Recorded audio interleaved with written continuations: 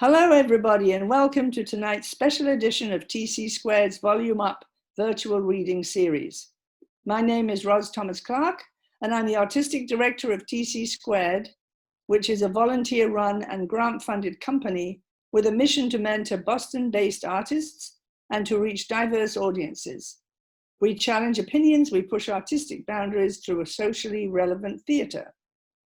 Volume Up is TC Squared's virtual response to COVID-19, and previous episodes are available to view on our YouTube channel. So make sure to like, share, and subscribe.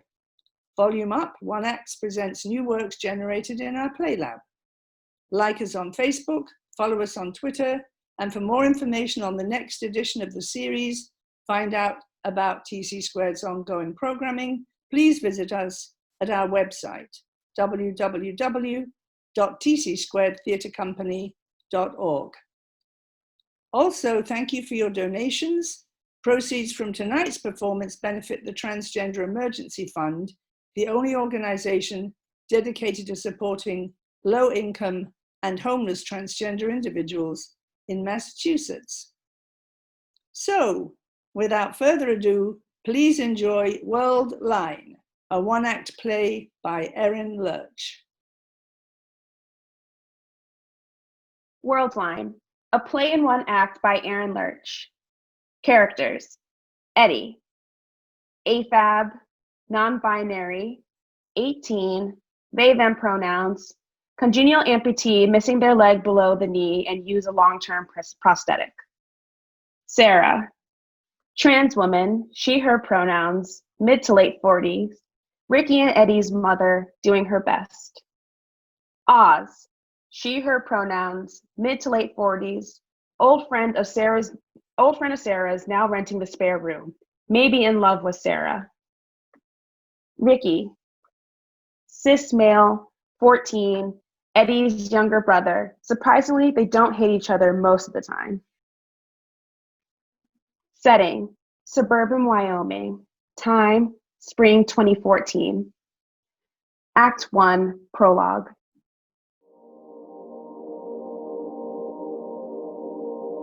The first time I saw another planet, I was 6 years old. My mom took me into our backyard and showed me Jupiter in a telescope. I thought that she'd put a sticker on the end of the tube. Bands of Technicolor orange and white and red. Then she pointed to a bright spot up in the sky and said it was way up there. And that it wasn't a sticker or a spot in the sky, but a planet. Unfathomably huge and unfathomably far. Where there was no solid ground and the whole world was made of storms.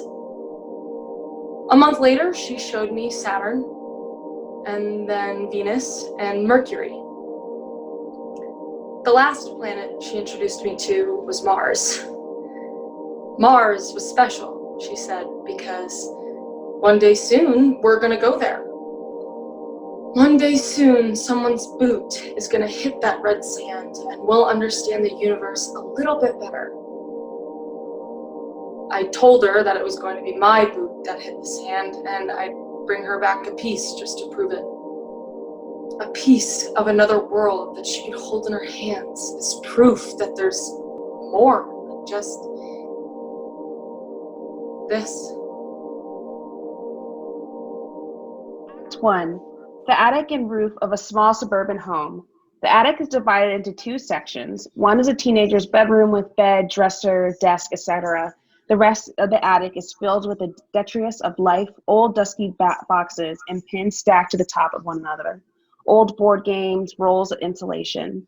A window at one end of the room provides access to the roof with a little creative climbing. A portion of the roof is flat, large enough to accommodate 2 or 3 people comfortably. At rise, Eddie, digging through the boxes, they search in bursts of frantic motion, piling the contents of the boxes at their feet. They push the last few items around inside the box. No sign of what they're looking for.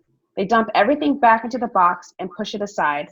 They grab another box, look around, tear at the tape with their fingers, look around again, spot a pair of scissors on a nearby surface and use them to open the box, then resume searching. Eddie?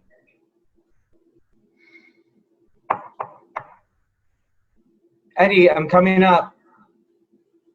Sarah enters cautiously. She holds several envelopes and a pharmacy bag in her hand. Mail for you. And I picked up your Zoloft. Put it on my desk. Got a letter from MIT. Nice and thick. I'm a little busy right now. Okay. She crosses and puts the envelopes in the bag on the desk, straightens up a little bit. Eddie finishes the box they're working on and moves on to the next. What are you looking for? Mom's telescope. Oh, do you want help? I'll find it. Okay.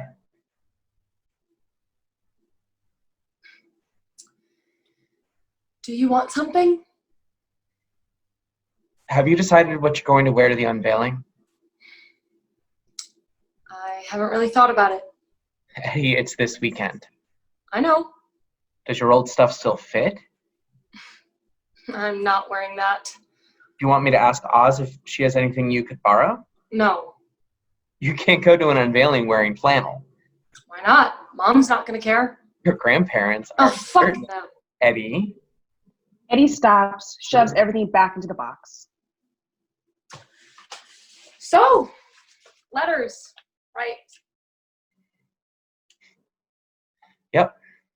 MIT, UCB, University of Wyoming. One of these things is not like the others. Oh, this one doesn't look promising. The other two do. Bad news or good news first? They're your letters.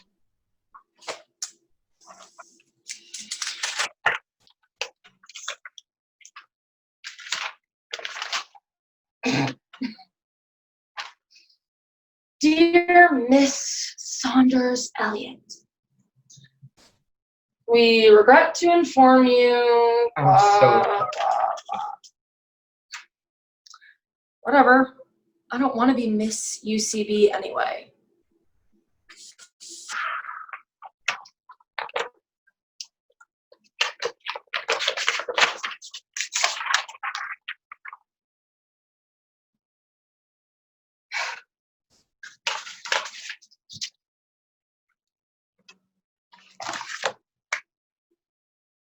Oh, you got in! Oh, sweetheart, congratulations! Thanks. I can't believe it. MIT! Yeah. Eddie, are you okay? Yeah. I'm great. Suck a dick, UCB. Language. Let's see what UW has to say.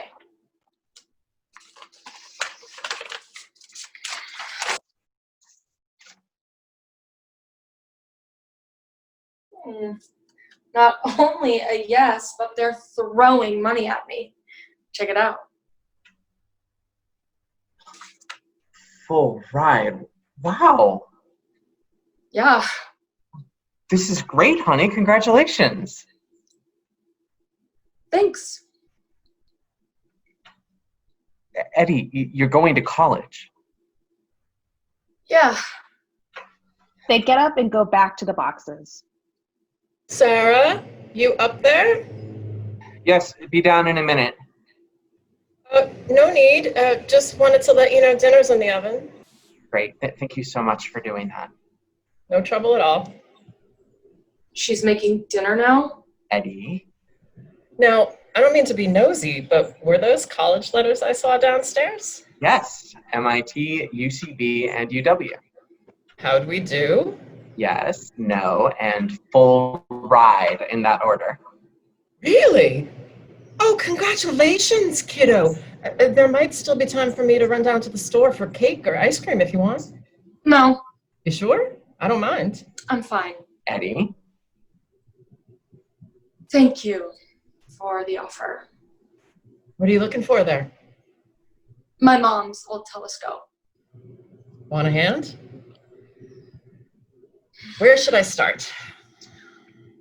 Wherever. I've checked all the open boxes. If it's dated in the 90s, don't bother. It'll be too old. You two seem to have this under control. I'll go babysit dinner. I shouldn't need much, just pop it out when the timer goes off. I think I can handle that. So, MIT, huh? Yep. Think you'll accept? Dunno. Good school. U of Dub isn't bad either, though. Yeah. And scholarship's hard to turn down. I really don't want to talk about it, okay? Sure. Okay. So why the telescope all of a sudden? It's okay if you don't want to tell me. There's a comet this weekend. Really? Yeah. Cool. You know, I saw Halley's Comet once. In 1986? Mm-hmm.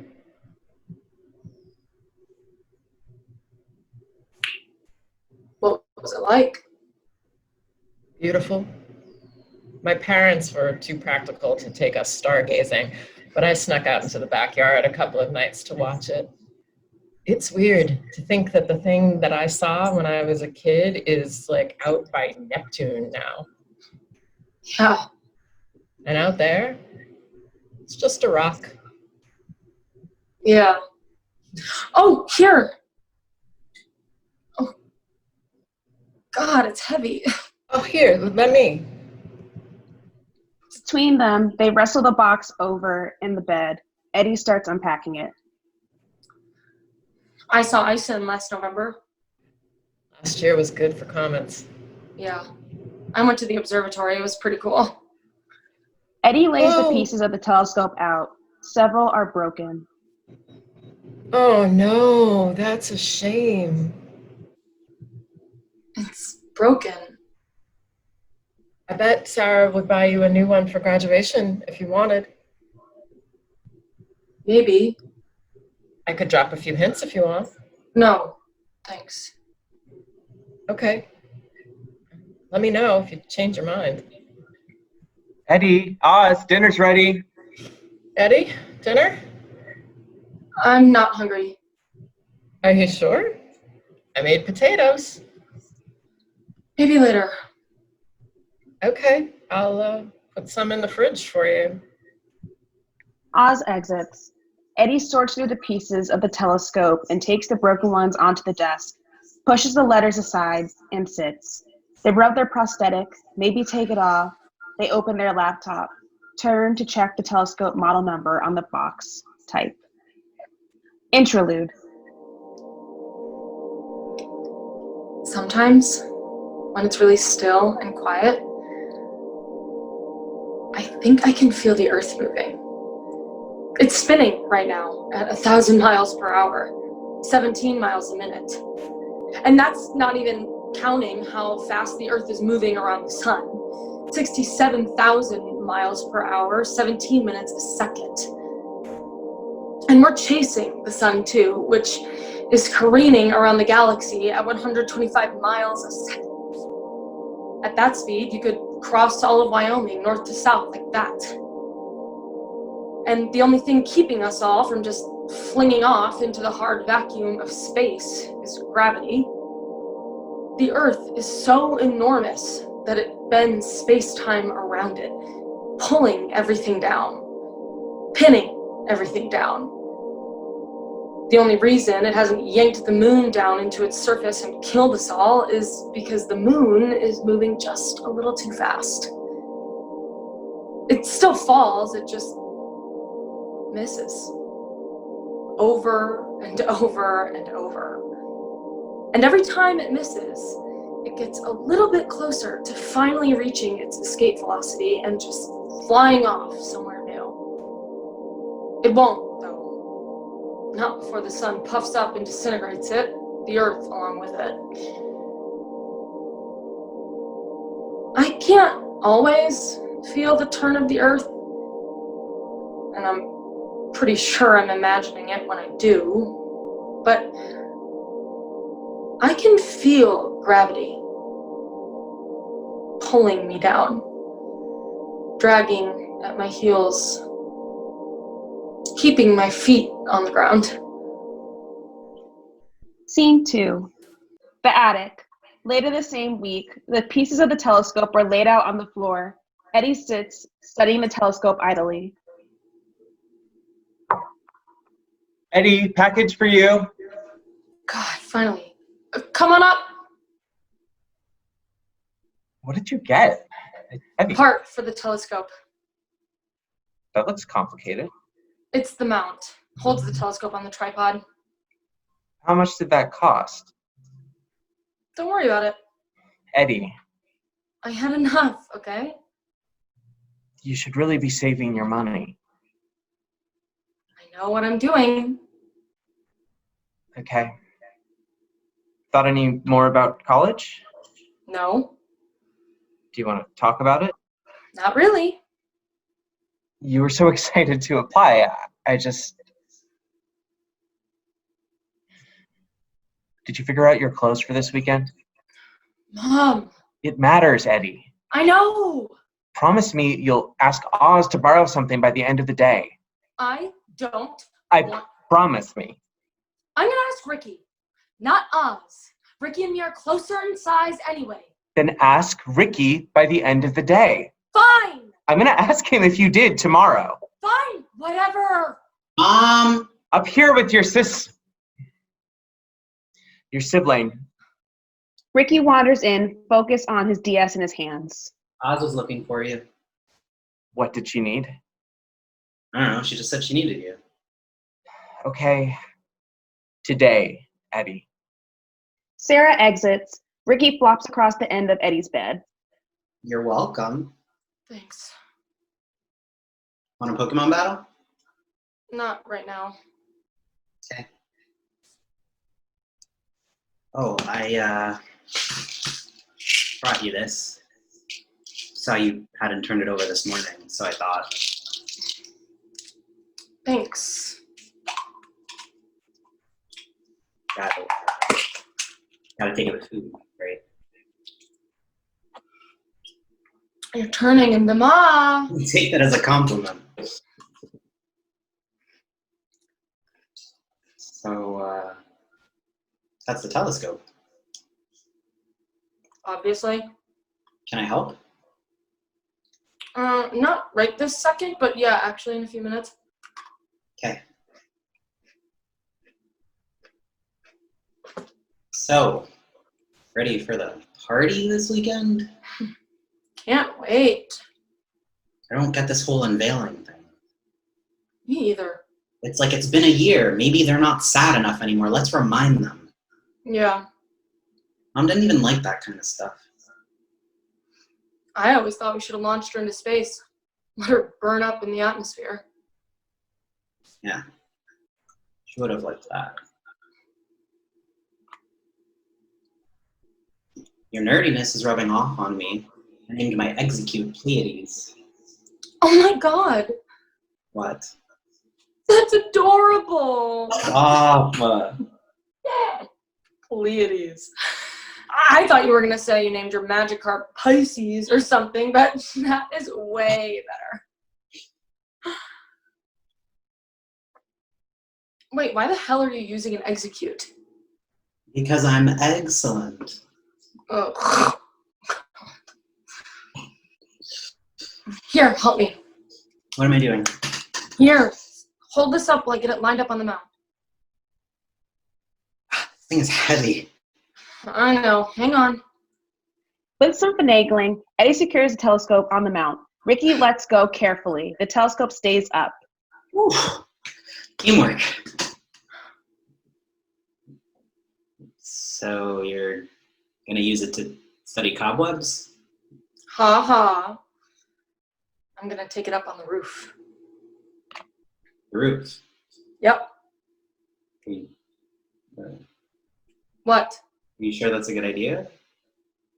There's a flat spot. It's totally safe. I'm not gonna, jump off. Promise? Yeah, promise. Okay. So how are you gonna get it up there? You're going to help me. Oh, God. Okay, you stay in here and hand it up to me. If you fall off the roof, I'm telling Ma this was all your idea. Fair enough. They bring the telescope to the window. Eddie climbs up onto the flat peak of the roof.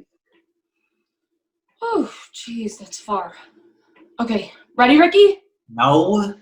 Ricky carefully lifts up the telescope and extends it to Eddie's waiting arms. Eddie scrambles for a hold. The telescope wavers. Eddie, I can't. Well, hang on, I almost... Somehow, Eddie manages to pull it onto the roof. Well, that was fun. You okay?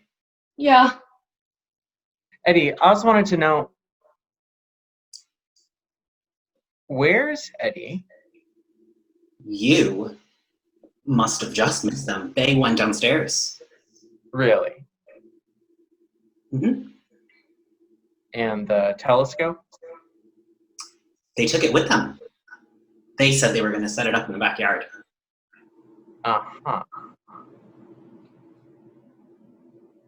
Please just be careful. Always. Dinner's in an hour. Okay. Let Eddie know if you see them.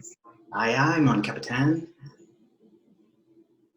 Dude, I think she's on to you. Dude, shut up and help me. Ricky joins Eddie on the roof. They get the telescope upright and steady on the tripod. This is a terrible idea, you know. It's only terrible if it goes wrong. Eddie peers into the telescope. It's day out. Duh. I'm just checking that it works. Shit. What? Left my DS inside. So go get it. Knowing my luck, I'd probably drop it on my way out the window. True. Butterfingers. Shut up. So go back inside and play there. No, it's like nice out or something. What? Like it's a nice day out. So you're gonna hang out on the roof? Maybe I want to hang out with you or something. Oh. Oh.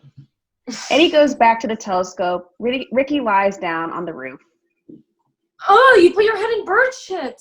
Whatever, it'll wash out. That's so gross. We live in the attic, Eddie.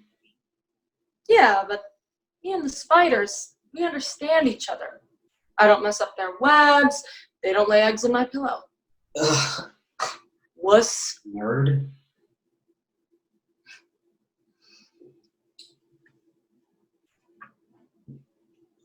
Hey, Ricky. What? The thing this weekend. Yeah?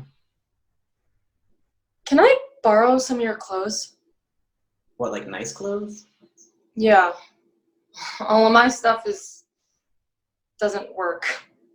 And Mom says I can't go in flannel. Right. I don't know, you did eat the last ice cream sandwich. I'll buy you a whole box. Just for me. Just for you. Well, I might have one. Only one. Sure, right. Only one. You drive a hard bargain. Deal. Thanks. No problem.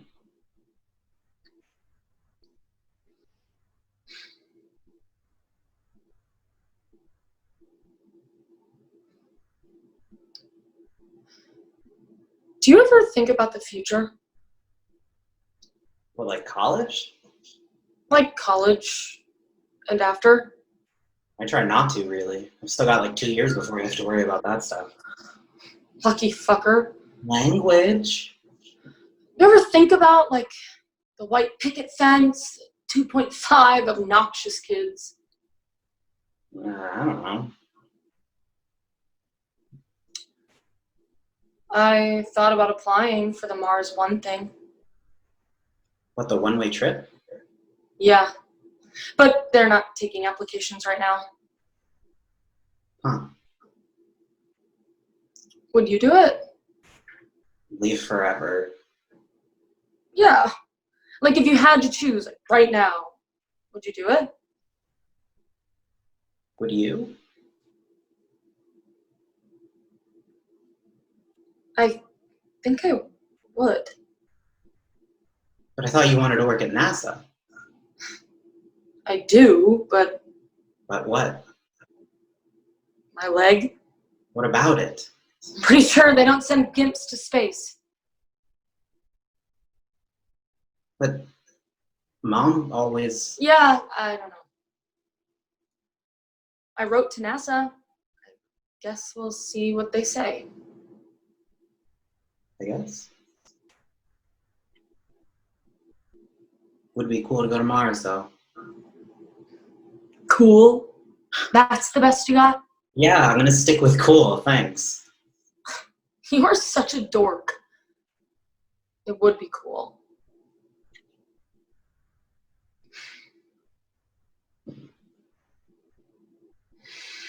Ugh. I don't know what to do. About what, college? Yeah, Yeah, man, I don't know. that's helpful. Is it about the money? Partly. Okay, so take the money out of it for a minute. Where do you want to go? Fucking Mars, man. On Earth, asshole. Somewhere else. Out of Wyoming. Yeah, There you go. it's not that simple. I know, but like, I'm 14, dude. I don't have all the answers. It's something. Yeah. Thanks.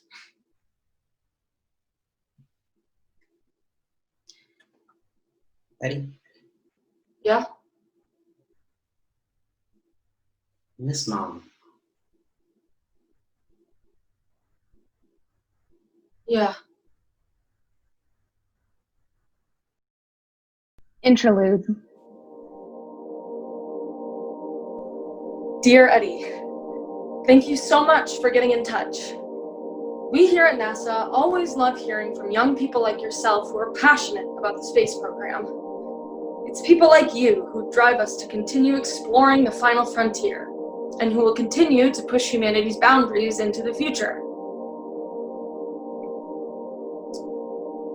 Unfortunately, due to limited space on the space station and the expected and unexpected challenges of space travel, our astronauts are required to pass rigorous physical exams, including full mobility tests and range of motion in all joints. However, while our astronauts are the most celebrated among us, they are supported by many just as vital and talented scientists and pioneers here on the ground. I encourage you to please continue pursuing your passion, and I hope to see you here at NASA very soon. Good luck. Scene 3. The morning before the unveiling. Eddie, dressed in formal clothes that more or less fit, sits on the rock above the window. They're back to the telescope. A knock on the door. Eddie doesn't react. The door opens and Sarah enters cautiously.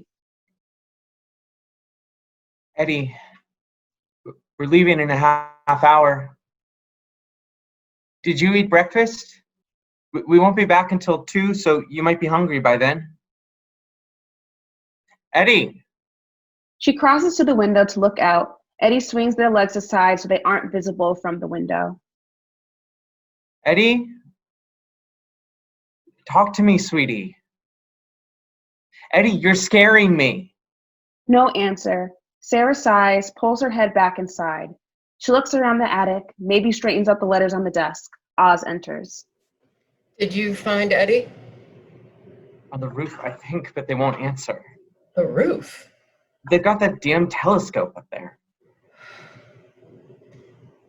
How are you holding up? I'm worried about Eddie. They haven't come downstairs in days, and they didn't take their pills this morning. I think if we didn't keep bringing them food, they wouldn't eat. Don't take this the wrong way, but I didn't ask about Eddie. I asked about you. Ozzy, She was your wife just as much as she was your kid's mother.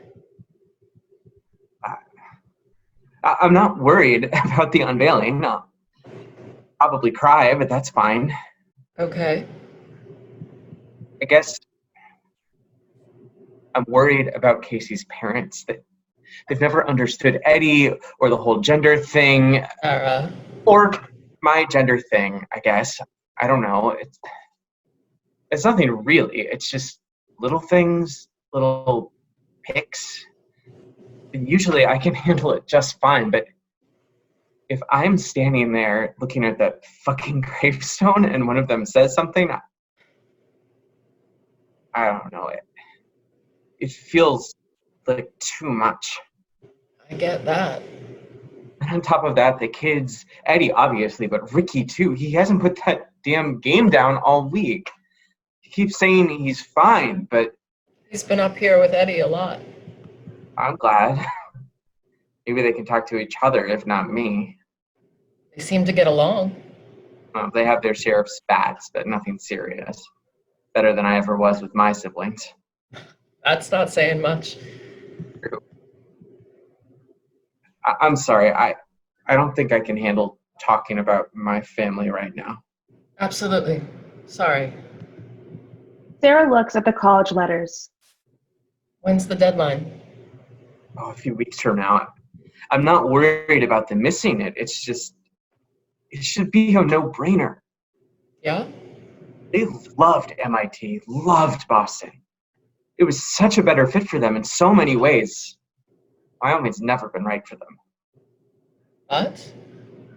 They've seen the bills, the red on the outside, and phone calls. God. The bill collectors have even started harassing Ricky. Can you believe that? He's 14. And he yells at them these days. They're better at dealing with it than I am. There's always student loans, financial aid. I know. I'll take out as many loans as I have to, but they have to decide on their own. You have good kids, Sarah. This year has been hard on them. It's been hard on you, too. I just wish I could fix this somehow. Fix what? I don't know. I don't know if I can do this on my own, Ozzy. I wish Casey was here. I know. I miss her so much. I know. I'm sorry. They embrace. A long moment. On the roof, Eddie finally moves, climbing carefully down through the window. They watch Sarah and Oz. Sarah notices them after a moment and pulls away, wiping her tears. Eddie, there you are. For saying you miss Mom, you and Oz sure are close. Eddie, we talked about this. Oz is a very dear friend. Yeah, friend. Eddie, Please just go. Okay. I'll be downstairs if you need anything. Thank you. That wasn't fair, Eddie. Oz loves you. Of course, we've been friends for a very long time. Not like a friend. I know. You know? And you let her live in this house? Mom has barely been gone a year. If Oz didn't live here, we'd have lost the house. That doesn't make it okay for her to replace Mom. She's not. Making dinner for all of us? Mom's potatoes for me, like I can't see what she's doing. Talking about comets, like it's that easy for me to forget. That is not what she's doing. She is. She helps out around the house because I asked her to. I can't do this all on my own. Ask me then. Ask Ricky. Just because Mom is dead, is gone, doesn't mean that Oz is part of the family. She's just trying to help.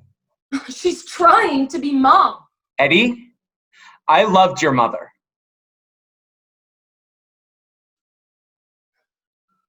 I know you did. And Oz can never replace her. She knows that. Good.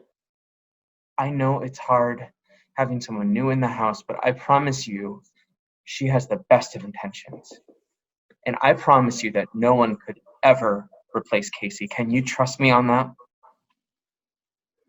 Okay. Yeah? Okay.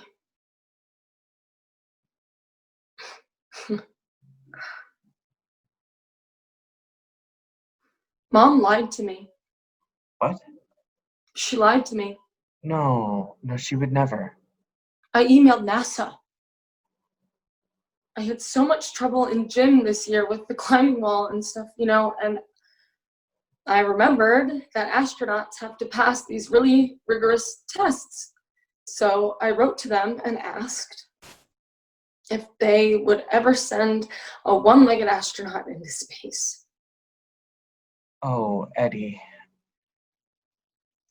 They said no.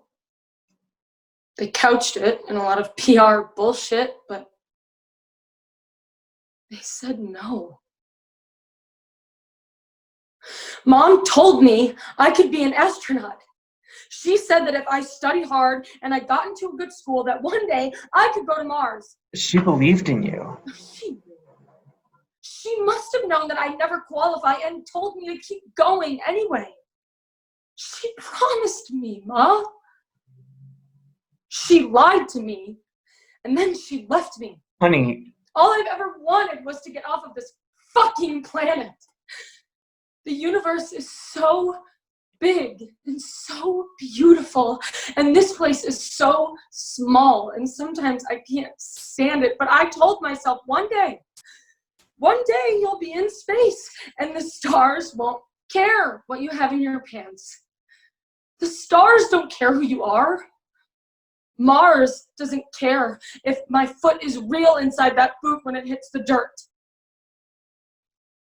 But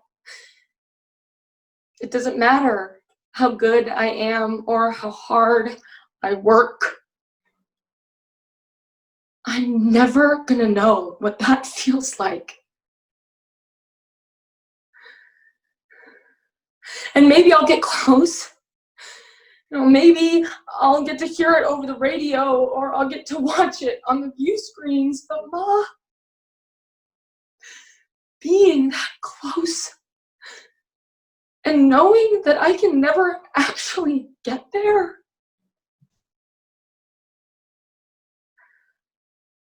I don't know if I can live through that.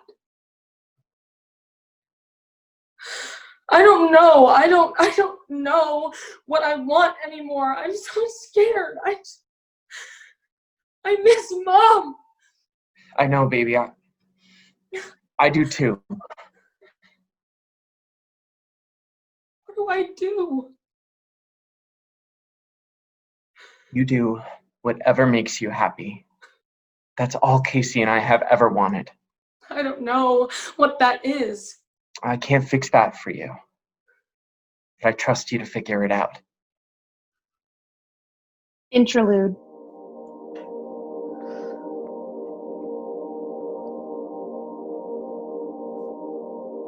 In July of 1969, Apollo 11 landed in the Sea of Tranquility, so named because ancient astronomers thought that the giant dark swaths across the moon's surface must be water. Neil Armstrong took mankind's first step onto another planet. From there, the Earth and all its billions of people was so small that it could hide behind his outstretched hand. 6 more missions landed on the moon over the next 3 years, and we learned more about the history of the universe than we ever knew before. We learned that the sea was never water, but a very long time ago, it was molten rock. The last Apollo mission left the moon in 1972, and we haven't been back since. Not because there's nothing left to learn. There's so much more the moon can teach us about how we got to be here. No, we haven't gone back because the science was never the point. It was always politics. A way to show up the Russians and prove once and for all that Americans were better. And now that the politicians don't care, there's no money for moon missions anymore. No one cares what it has to teach us. No one cares that the secrets of the universe might be waiting for us up there. If only we would reach out and find them. Scene 4. The unveiling. Takes place somewhere separate from the house. A spot on the ground is the gravestone. Sarah stands before it, looking down. Ricky stands next to her, turning his DS over his hands. Oz stands on the other side. They listen to the prayer being said, sober and attentive. We do not hear the prayer. The stage is silent. Eddie stands well behind them, away from the grave, hands deep in their pockets. They ignore the ceremony around the grave. A long, silent moment. The ceremony finishes. Sarah takes a deep breath. Oz squeezes her shoulders or arm gently. Ricky shifts closer. Sarah turns to Oz and speaks inaudibly. Oz nods. She and Ricky exit, leaving Sarah alone by the grave. Eddie drifts over and stares down at the gravestone. Need a tissue?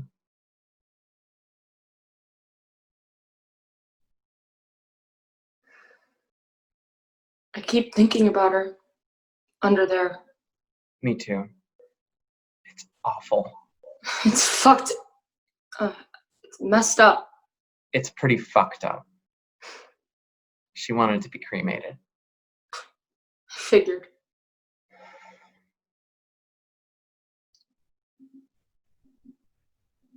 You're not mad, are you?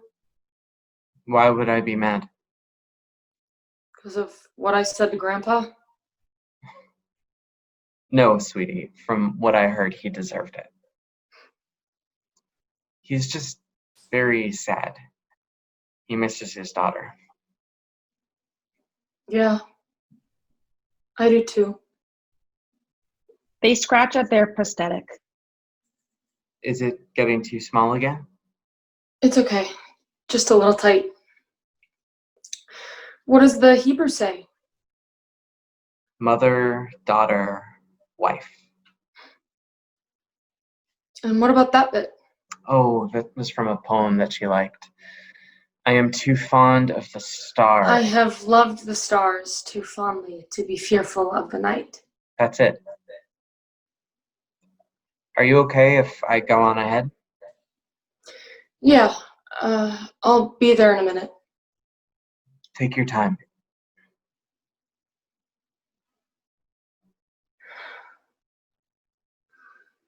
Though my soul may set in darkness, it will rise in perfect night.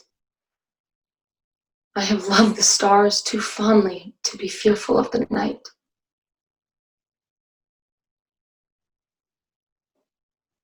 You never made me a promise you didn't keep. Interlude.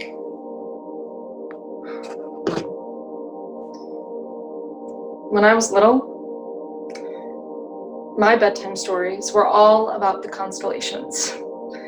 While my friends were hearing about the 3 little pigs or princesses in a faraway castle, my mom was telling me about the feud between Orion and Scorpio, about how Cassiopeia hangs upside down forever for her hubris. Man in the Moon was my first crush. My Prince Charming comes armed with a mirror shield and Medusa's severed head. Some nights, if I'd been good, she would bring in the star projector and we would play connect the dots on my bedroom ceiling. She taught me that a cross could be a swan, or a wonky W could be a queen, if you only looked at them the right way. She used to say that her stories were written in the stars, just waiting for someone to come along and read them. They'll be there when I'm gone. 1,000 years from now, someone will look up and see stories in the sky. Some might be the same. Some will be different. I hope they see what they're looking for.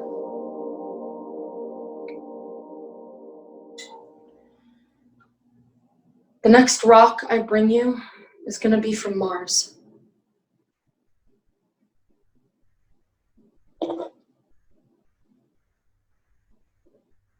Scene 5. The roof, the night after the unveiling. The sky is a swath of stars, the Milky Way arching overhead. Eddie plays with the telescope. Ricky leans on the chimney playing DS. Hey, Ricky. You know why the stars twinkle? What? Do you know why the stars twinkle? Ugh, Eddie. Come on. No, I don't know. No? Am I supposed to care?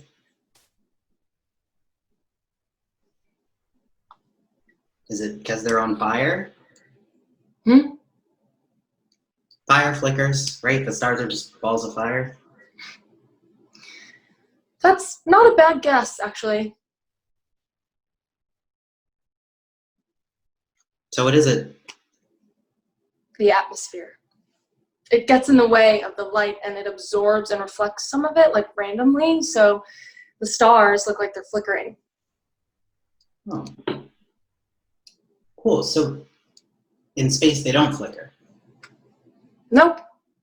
Steady as can be. What did Sing Twinkle Twinkle Little Star on the Moon then? I swear to God, if you get that song stuck in my head. Up above the world so high. Oz enters the attic below. That thing's gonna ruin your night vision. I'm almost done with the Elite Four. Your priorities suck. So you say, but I'm the champion of Hoenn. Gotta defend my title. How's the comet? I'm the champion, right, Oz? Always. Room for one more? Sure, come on up. Okay, I can see why you prefer the roof to the backyard. Almost got it. There you are. How's it look? No Hallie, but May I? Eddie backs off. Oz looks into the telescope. Ricky closes his DS, peering up at the sky. Where is it? there. That little smudge? Yeah. That is really unimpressive. That's what the telescope is for, genius. Oz offers the telescope to Ricky, who peers in. Okay, that's pretty cool.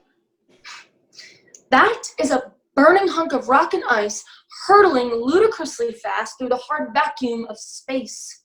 Yeah, pretty cool. You know, I was thinking I could leave the telescope here if you want when I go. You do that? Sure. It's not going to do me much good in Boston. Thanks. No, though. Take it with you. You're the space cave. You're such an ass. So, you're going to MIT, huh? Yeah, me and Ma talked after dinner. It's a lot, but we're going to push the financial aid as hard as we can. I'm glad you decided to go for it. I couldn't not. I have to try, you know? I get it. I wanted to be an astronaut when I was young. You're a lawyer. Yeah, I got a little off track.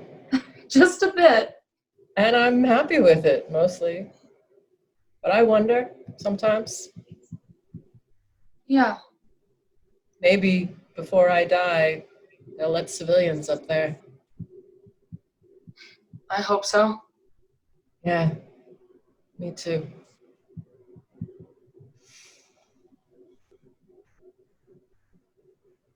You'll never be mom, you know. I know. I promise. I'm not trying to be. Okay. I'm sorry about earlier. It's okay. Wasn't about me. Yeah, I get it. thanks. Sarah enters in the room below and crosses to the window. Everything okay up there? If we're very quiet, she won't hear us. How's the comet? Beautiful. Come see. Sarah climbs carefully out the window and up onto the roof. Wow. Wait until you see the comet. Sarah steps towards the telescope, then pauses. Everything's okay up here? Yeah, Ma. Everything's fine. Oz smiles. Sarah does too. She looks into the telescope. Sarah, Ricky, and Oz silhouetted on the roof. The sky is vast and full of stars. People talk about light and heat like they're two different things. They're not. Heat is just light with a longer wavelength. Infrared. Our visual spectrum lines up with what the sun puts out, so we can't see it, but it's light just the same. As warm-blooded creatures, we humans are constantly churning the energy from our food into heat, which emanates from our skin out into the world. We emit light. We glow in the dark. We might be too blind to see it, but human beings shine. Just like the stars we came from. I hope we're beautiful. End of play.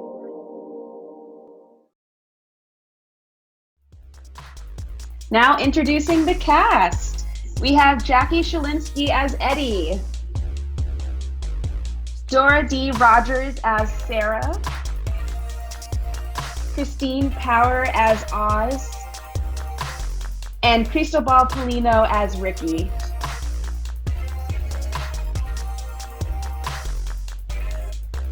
Hi everyone, my name is Jasmine Brooks. My pronouns are she, her, hers, and I'm the director for Worldline.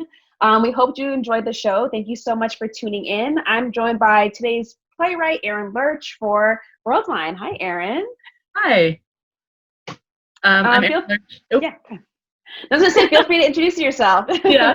I'm Erin Lerch. My pronouns are they, them, theirs, and I wrote Worldline. Apparently, I can't talk, but there you go. It was great. It's great. So let's just dive into like what inspired you to tell this story and like write this piece. I always refer to this as my space nerd play because I've always been really intrigued and interested in space from an artistic point of view, like in the intersection between like astronomy and science and kind of almost a spiritual thing. Like there's always this piece that I like to talk about from NPR back in like 2012 or something called "You Want a Physicist to Speak at Your Funeral," which is all about the law of conservation of energy and how that relates to having lost somebody. And it's always been like really special for me. And it just gets at that kind of intersection of who we are, what we're doing here, and what we understand about the universe. I find a lot of comfort and meaning in finding things out about the way the universe works. And I think that's kind of where this entire play came from, is, you know, it started with the stuff that's in the monologues and it kind of grew from there. Yeah, that's really awesome. We definitely talked a lot about that in rehearsal with Eddie's monologues about how there's something about the facts and the way that the universe works and the unknown and like also like the things that we do know that really shape our universe, our understanding of the world and how Eddie relates to the world, which I find to be so exciting. Can you talk a little bit about these relationships? I know, like for me personally, like with this Zoom reading, what was really important to me was focusing on the relationships and focusing on the different dynamics between, you know, parent and child after losing the other parent, and with like this friend that like, does the friend like the mom, and like all these different dynamics that we have going on this play. So I'd love to hear your take on that. Yeah, it was really important to me that the family feel real and feel messy and like, but everybody's doing their best. Like that is, you know, everybody's trying to do the best they can in a really difficult time. I think there's a lot of myself and my younger brother in Eddie's relationship with Ricky. There's a lot of, I don't know, it's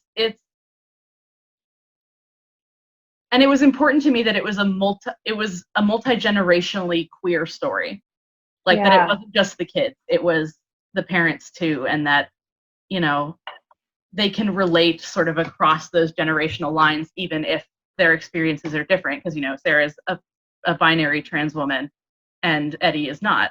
So it's different, but they can connect over that, even though they don't really talk about it explicitly. I think there's like a deeper understanding there that I think really came out and was really, I think the actors did a wonderful job with that. Yeah. I can't say enough good things about the cast. Yeah, they're awesome. They really brought the story to life in such a lovely way. Yeah. Another question I have is, what would you want the audience to take away from this story?